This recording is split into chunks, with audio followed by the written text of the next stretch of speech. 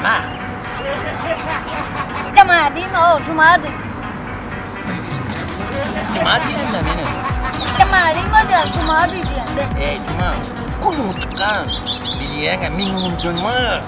Adam çıktı bunu var ne kendi.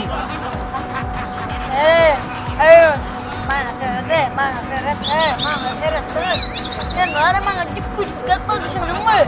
Muay. Cuma. İlim ona uyuyor mu tuttum. Yine ideyimiz olun. Armat ilim koyana. Ben sana var ya, ümüm pirede. Boş. Sana var ya, ümüm pirede seneng mah. İlim ona uyuyor mu tuttum mu? Tuttum mu değil mi ama şunu zorla seneng mah. Yine ideyimiz biliyor arman yine ilim koyana. Boş kullanma, boş. Birden tanıyan o. Benim pleveden iyiler. Sere dağılır bana. Ne yetişmelere dağılır. Hani itten dadın olun, itten dadın olun. Anladın? Hey! Oh, 2 sekundlar geldi.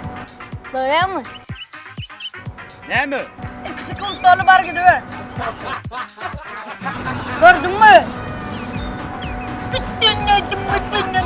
Mok ne edecek gani der mi?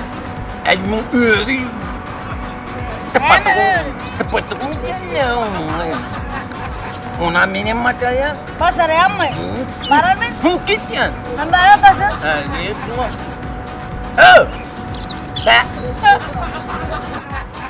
Ba. Mana diyem. Tangan Ba. Ba. Var mısın ne mi? Mana parar mok dia. Gilmedin maya. Gilmedin maya. Mana? Gelen hop. Gilmedin. Bu para mı? Bu. Mana? Gelen hop. Gilmedin.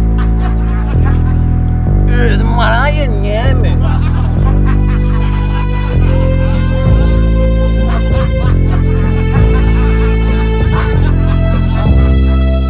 Ha, Ödüme niye mi gildin? barasın gelin aktamı. O barasın gelin o. Bara mı okta? Bara mı ok? Etkin yerine koy tuttun.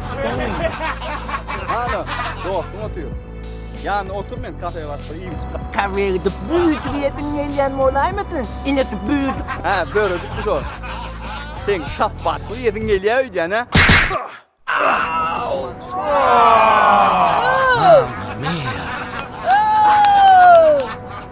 Terus bin ya lo.